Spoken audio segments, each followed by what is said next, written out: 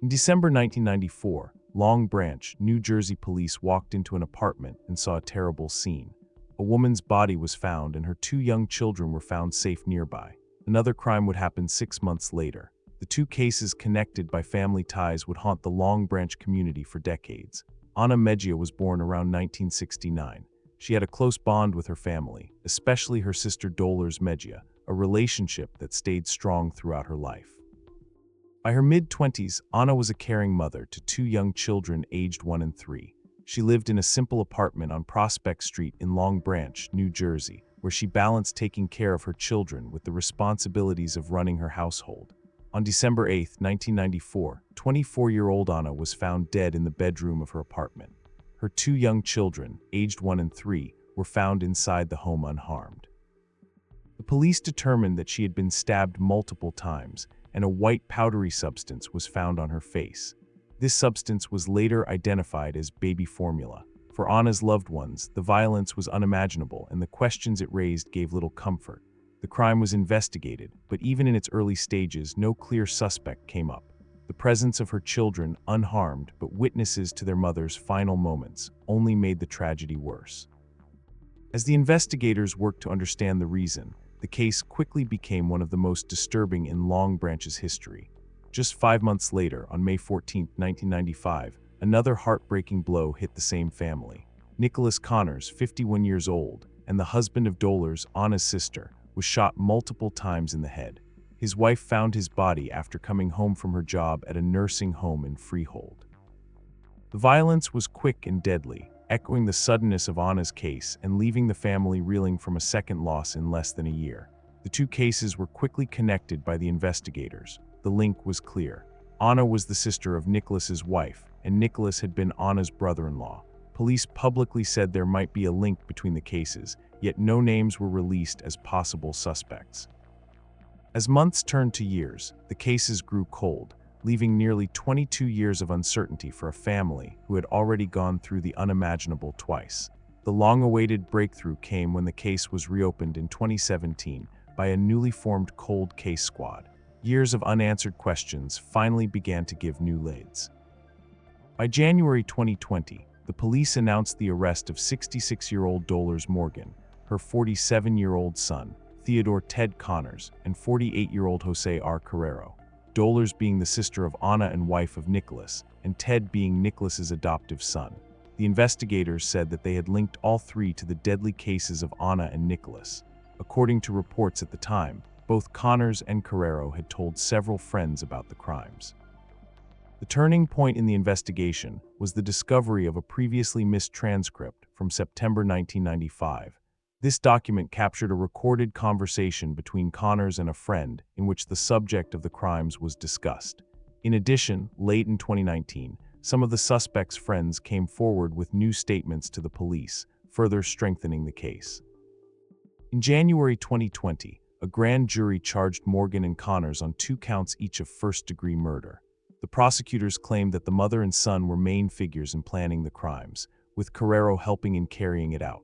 The state's story was that Ana's crime had been an act of revenge, driven by the belief that she, as a confidential informant, was getting ready to betray Morgan by setting up her drug-dealing boyfriend. The prosecutors claimed that Nicholas's life was ended over a $200,000 life insurance policy that Morgan collected after his death. The prosecution's theory said that Morgan had directed both deadly attacks with Connors and Carrero, acting as her enforcers. They argued that Ana's cooperation with police posed a serious threat to Morgan's interests, and Nicholas's death followed as part of the bigger scheme. The defense, however, fought back hard, questioning the believability of the state's cooperating witnesses and dismissing the testimony as the work of a self-serving snitch seeking personal gain. After a week-long trial in October 2021, the jury failed to reach a unanimous verdict, leading the judge to declare a mistrial. The outcome meant no resolution for the families or the community, but the prosecutors quickly announced their intention to retry the case, keeping the decades-old pursuit of justice alive. In 2024, the third defendant, Jose R. Carrero, chose to resolve his case by pleading to lesser charges. As part of his agreement, he cooperated with the prosecutors and admitted to conspiring with the others in relation to ending the life of Ana. Consistently described in coverage as a cooperating co-defendant, Carrero's testimony had been central to the state's case. That same year, he was sentenced to 14 years in state prison, marking the only real prison time among the three defendants. For Dolores Morgan and Theodore Connors, the legal outcome was far different. Following the hung jury in the 2021 trial and a long period of pre-trial negotiations, both ultimately avoided murder convictions. In 2024, they pleaded guilty to hindering, a charge much less serious than the original counts they faced. The decision marked a sharp turn in a case that had once been framed as a pursuit of justice for two cases. By February 2024, a judge said that he would not give any additional prison time to Morgan and Connors. Instead, he signaled his intent to sentence them to time served, recognizing the years they had already spent in custody during the legal process. For some, the shift in charges and the expected outcome raised questions about the strength of the state's evidence and the compromises often made in complex decades-old prosecutions. When sentencing took place in April 2024, Morgan and Connors were given probation sentences. Both walked out of court that day, leaving behind the charges that had shadowed them for years. For them, the case was over in a legal sense, but for others, the resolution felt incomplete. In December 2000, a man set out for a hunting trip on Lake Seminole in Florida. By nightfall, he had vanished. His mother's persistence eventually revealed a web of lies, a secret affair, and a profit scheme. Jerry Michael Mike Williams was born on October 16, 1969 in Bradfordville, Florida, north of Tallahassee. He was the son of Jerry Jerome Williams, a Greyhound bus driver, and Cheryl Williams, who ran a daycare. From a young age, Mike stood out both in school and in his ability to connect with people. At North Florida Christian High School, he was not only an excellent student, but also served as student body president, earning the admiration of his classmates, who voted him best personality. In addition to his academic achievements, Mike was a talented athlete, doing great on the football field. At the age of 15, he developed a love for duck hunting, a hobby that would become one of his lifelong passions. His dedication went beyond sports and hobbies. He had a clear vision for his future. After graduating high school, Mike attended Florida State University, where he studied political science and urban planning, determined to build a successful and meaningful career. It was during his teenage years that Mike met Denise Merrill, a lively cheerleader who captured the hearts of many and was later crowned homecoming queen. The two began dating in high school, and their relationship grew over the years. Their romance eventually led to marriage in 1994, solidifying their bond. In 1999, their joy expanded with the birth of their daughter, Ansley. After graduating from Florida State University, he began working for the Ketchum Appraisal Group as a property appraiser. His tireless work ethic quickly became well known. Mike often put in 15-hour days, determined to do well in his job and secure a comfortable life for his wife and daughter. The Williams family lived in an upscale neighborhood on the east side of Tallahassee, surrounded by a community that admired their seemingly perfect life. Their home was a reflection of their hard work and shared dreams. Mike and Denise had even begun making plans to expand their family and had talked about traveling to Hawaii to celebrate their 6th wedding anniversary. The future looked bright, full of promise and excitement. Yet beneath the surface of this picture-perfect life, an unseen shadow waited. Mike could not have known that danger was drawing closer, nor that the plans and dreams he held so dearly were about to be shattered. On December 16, 2000, 31-year-old Mike told Denise that he wanted to go duck hunting, but would be home in time for their planned vacation. The couple had been looking forward to a trip to Apalachicola, Florida, to celebrate their 6th wedding anniversary. However, when noon arrived, and Denise still had not heard from her husband, her concern quickly grew. She began calling friends to see if anyone had seen or heard from Mike and asked for their help in finding him. Wasting no time, she also contacted the police, and a search for Mike was immediately set into motion. The search unfolded over several hours, but daylight soon faded, making the task more difficult. Even in the darkness, searchers made a discovery. Mike's small motorized canoe was found along the shore of Lake Seminole, not far from the water, about 75 yards away. They located his Ford Bronco. The vehicle appeared to be parked neatly, but there was no trace of Mike himself. The scene raised many questions, but offered no clear answers. The police continued their search in the days, weeks, and eventually months that followed. Their efforts turned up several of Mike's belongings. His hunting license, jacket, and waders were recovered from the bottom of Lake Seminole, leading the investigators to believe that he may have drowned. Operating under that assumption, the police expected his body to surface within a few days, as often happens in drowning cases.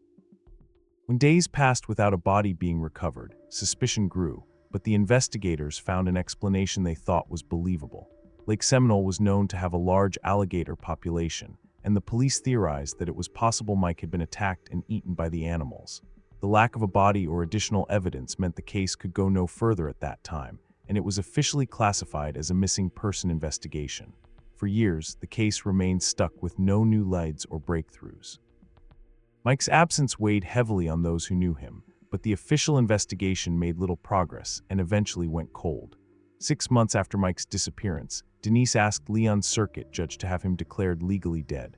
The judge granted her request, making it official. Denise later told friends and family that she fully believed Mike was gone. The man who had once been her high school sweetheart and devoted husband was, in the eyes of the law, no longer alive. Though the truth about what had really happened to him remained hidden. As the official investigation stalled, Mike's mother, Cheryl Williams, refused to accept the conclusion that her son had drowned in Lake Seminole. She firmly believed that Mike was alive and that the truth behind his disappearance had yet to be uncovered. Determined to find answers, she took matters into her own hands, pursuing leads on her own, speaking to people connected to the case and even cross-checking their stories. Cheryl did her own investigation, gathering information and refusing to let her son's case be forgotten. Her relentless efforts eventually made an impact. In 2010, a decade after Mike vanished, the police reclassified his disappearance as a suspicious death. The case was reopened and assigned to a team of cold case investigators. This decision was heavily influenced by Cheryl's persistence and the new pieces of information that she had discovered over the years. The new investigators began looking at the evidence again and interviewed witnesses with fresh eyes, determined to find out whether foul play had been involved. One of the most important findings was financial. The police learned that after Mike's disappearance, Denise had received $1.75 million from his life insurance policies. Adding to their concerns, they discovered that in 2005, Denise had married Brian Winchester, Mike's best friend. This discovery deepened suspicions about whether Mike's death was an accident at all. The investigators began to question many parts of the original inquiry and whether key details had been overlooked. When the cold case team reviewed the circumstances surrounding the recovery of Mike's boat, several troubling inconsistencies came up. The boat's engine was found switched off, yet its gas tank was still full. According to the manufacturer, if the engine had been running when Mike fell overboard, it should have continued running until the fuel was used up. This suggested that someone had deliberately turned off the engine. There were also questions about Mike's behavior on the day he disappeared. Friends and family told the investigators that Mike almost never hunted alone, yet he had supposedly gone to the lake without a companion that morning. The location of his truck also raised red flags. It was parked in an area that would have required him to drag his boat through mud, even though there was a nearby concrete ramp that would have made launching much easier. The recovery of Mike's waders, jacket, and flashlight added another layer of suspicion. These items were found at the bottom of the lake, mixed with torn weeds and alligator poop shortly after his disappearance. However, the cold case investigators began to suspect that the items may have been intentionally placed there to support the drowning. Despite these troubling discoveries, there was still no physical evidence or DNA linking anyone to Mike's disappearance, leaving the case wrapped in uncertainty. A major breakthrough came 6 years later in 2016 when years of unanswered questions finally began to unravel. By that time, Denise and Brian had separated, and Denise had filed for divorce. She no longer wanted to be with him, but their relationship took a darker turn that summer. In the early hours of August 5, 2016, at around 2:30 in the morning, Brian hid in the trunk of Denise's SUV. When she opened it, she found him armed with a gun. The tense situation only ended when Denise promised to stay with him. Immediately afterward, she went to the police and filed a kidnapping report, setting in motion a chain of events that would finally expose the truth about Mike's fate. Brian was arrested and questioned about the kidnapping. During the questioning, the investigators also asked him about Mike's disappearance. It was then that Brian made a shocking confession. The day that Mike was reported missing, he had been with him on the lake and knew exactly what had happened. He admitted that he had shot Mike. This confession opened the door for the prosecutors to push for justice in a case that had been cold for over a decade. Believing that Denise had also been involved in Mike's death, the prosecutors faced a challenge. Without Brian's testimony, the lack of physical evidence would make convicting her nearly impossible. They offered Brian a plea deal. He would receive immunity from prosecution for Mike's murder in exchange for testifying against Denise. In return, he would be sentenced to 20 years in prison, but only for the kidnapping charge. Brian accepted the deal, agreeing to tell the full story and lead the police to Mike's remains. True to his word, Brian took the investigators to the location of Mike's body. It was found exactly where he had said it would be, along the shores of Carr Lake in Leon County near Tallahassee. The remains showed that Mike had been shot in the head. This discovery brought long-awaited closure to the mystery of his disappearance, though it also confirmed the violent reality of his death. Denise was arrested and charged with conspiracy to end a life, first-degree murder, and being an accessory after the fact. The prosecutors argued that Mike's death was the result of a deliberate plan carried out by both Brian and Denise. While Brian had pulled the trigger, they claimed the crime had been planned together, motivated by their secret romantic relationship and the nearly $2 million in life insurance they stood to gain. During the trial, Brian testified in detail about how the plan started. He claimed the idea came to him during a hunting trip with Mike when Mike accidentally fell into a mud hole. The ground had collapsed beneath him, trapping him like quicksand, and Brian had helped him escape.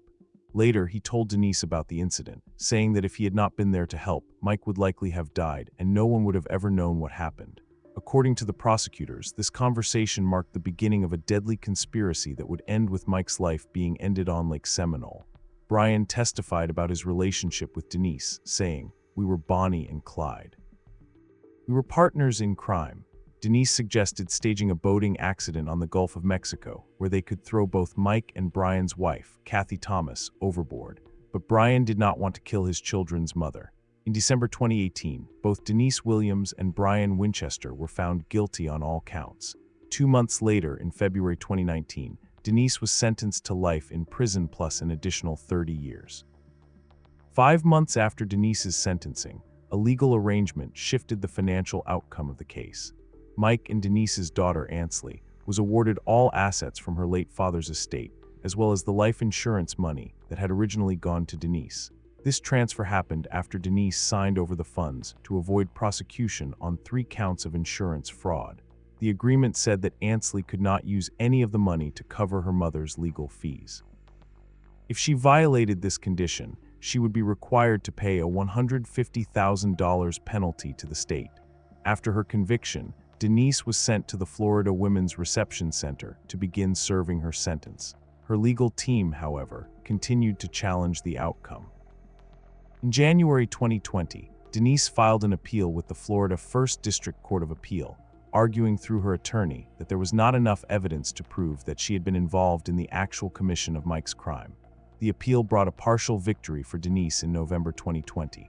While the court upheld her conviction for conspiracy to end a life, along with the 30-year sentence that came with it, it overturned her first-degree murder conviction. This decision significantly reduced her legal responsibility for the crime itself, though it did not set her free. In April 2021, the legal battle continued when Florida's Attorney General tried to challenge the reversal of the conviction. The state asked the Florida Supreme Court, citing conflicting legal precedents and state constitutional provisions in an effort to have the conviction put back. However, the Supreme Court declined to hear the case, effectively leaving the appellate court's ruling in place. With that decision, Denise remained convicted only of conspiracy to end a life, serving a 30-year sentence for her role in the plot that ended Mike's life.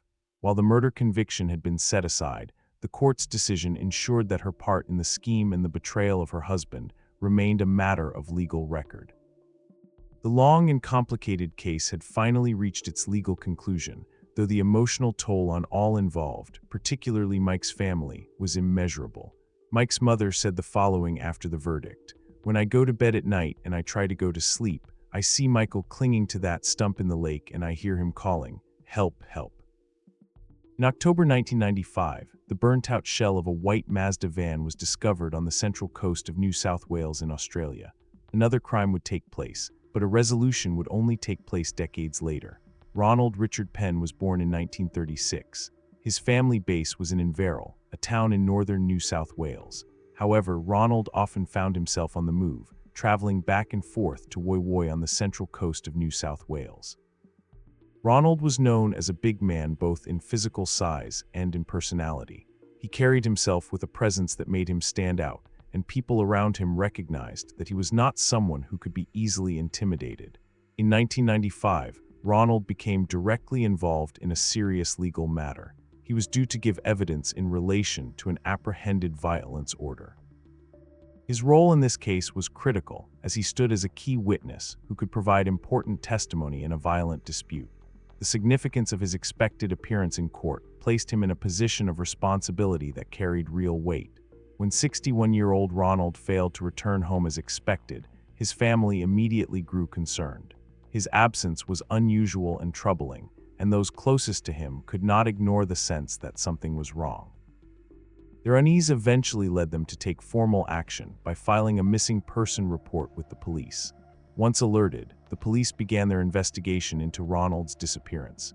Their task was to determine what had happened to him and why he had not appeared in court. The investigation quickly focused on his last known movements and the people connected to him at the time. During their inquiries, the police learned that Ronald had last been seen at a home in Bateau Bay. This location was important as he was expected to attend court soon afterward. However, he never arrived at the courthouse, and his unexplained absence raised alarm about what might have taken place between the time he was last seen and the time he was expected to appear. The search for answers continued until October 1995, when the investigators made a chilling discovery. Ronald's white Mazda van was found burnt out in bushland near Berkeley Vale. The location of the vehicle was only a few kilometers from the home in Bateau Bay, where he had last been seen alive, making the discovery all the more disturbing. Inside the destroyed vehicle, the police found some of Ronald's personal documents and belongings. Rather than offering reassurance, these items made concerns worse. The condition of the van and the presence of his personal effects pointed toward the likelihood of foul play, deepening the suspicion that Ronald's disappearance was not voluntary and that something far more sinister had occurred. On November 21, 1995, violence struck at the Woy Woy courthouse, where the same AVO hearing Ronald had been scheduled to attend was taking place. As a 24-year-old woman, Jennifer Fergatch, arrived to attend the matter, she was shot and seriously injured. Although she survived the attack, the incident shocked the community and made questions about the dangerous circumstances surrounding the case even stronger. At the scene, the police quickly arrested a 24-year-old man and charged him with attempted murder and firearms offenses. However, when the matter went to trial, the accused was found not guilty on the grounds of mental illness. Even with this outcome, the shooting showed the dangerous nature of the dispute and raised concerns about the safety of others connected to the case. Given the timing and the shared link to the AVO hearing, the investigators turned their attention to a possible connection between Ronald's disappearance and the courthouse shooting. The police believed that the two cases could not be separated, as Ronald was expected to testify in the same matter.